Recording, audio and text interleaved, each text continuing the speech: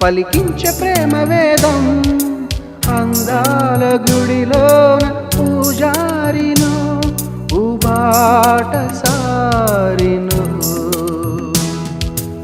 ఏ జన్మదో